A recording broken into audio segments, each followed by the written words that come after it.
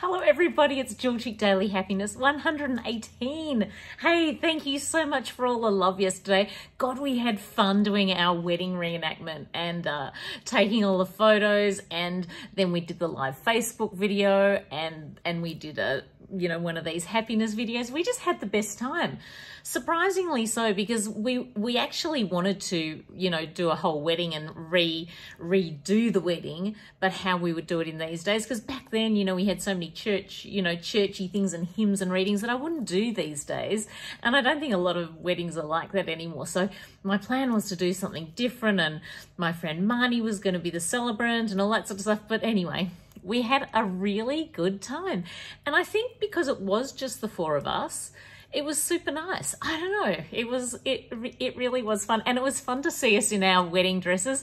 And it felt fun to put the outfit on again. And I don't know, it was just totally nice. And I find that in these situations, in fact, on the day we got married, Paul had just started a real estate business up in South Yarra. He'd previously been in other suburbs, and he opened in South Yarra, and one of his major competitors came up and wished him well. And Paul said, I remember he came up to me on the day and he said, God, he said, one of my biggest competitors just came up and wound down the window and wished me well for the wedding. And I think in situations like weddings and births and things like that, people do really do some nice things.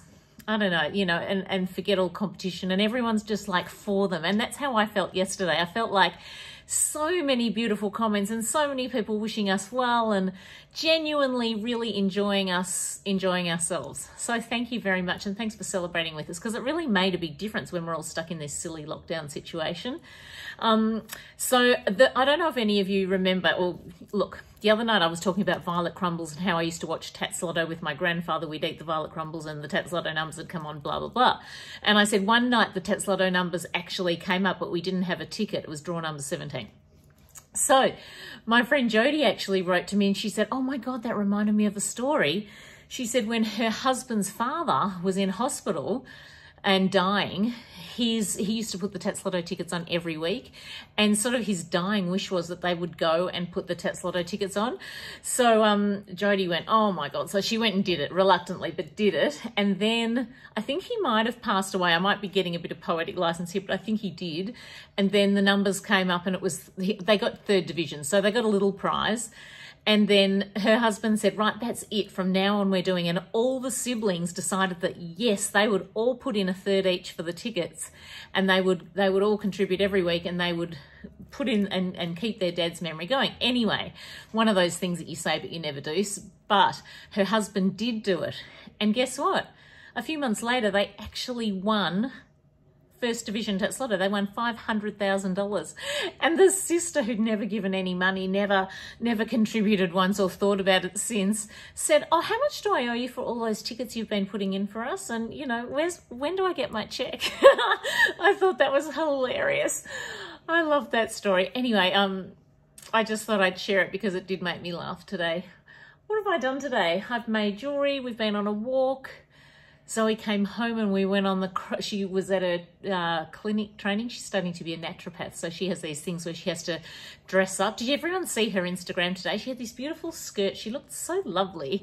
And she came home and we did she goes on the treadmill and I go on the cross trainer. And I don't know, it's kind of nice to have the energy next to me. The Bachelor was on tonight. That's why I'm a bit later. I've just watched The Bachelor or The Bachelorette. And for my American friends watching, and Trista, if you're watching this, there's 2 Bachelorettes. There's sisters. Imagine that. So I liked that. My mother was so heartbroken that Bella didn't win The Bachelor that she says she's never watching again, but she did watch tonight. And I can't wait to hear what she thinks about it. She says she's not watching anymore because it was too disappointing. I think we'll get her. So Zoe and Ali and I, we were all texting each other while we were watching it, which is kind of fun. I don't know, silly things. And there's another show coming on called SAS where people have to, it's like they're in that SAS army or whatever it is, and you have to do all these hideous things. I couldn't do that, but I can't wait to watch that. I think that'll be fun too. All right, this lens looks a bit blurry, doesn't it? Looks like I've got a bit of a soft lens on tonight. I think that lens might be needing a clean. Let's have a look. What have I got here to clean it? Let's see if I suddenly look better. see. Did that go dark? I don't know. You know what it is? It's probably that I need glasses. Hello. I didn't even think of that. All right, I'll see you tomorrow. Thanks for watching. Thanks for all your beautiful messages. I read every single one, and thoroughly, Paul and I felt very loved and appreciated. So thank you very much. He's asleep. He fell asleep in the Bachelor. He's still on the couch right now. See you tomorrow, everyone. Bye.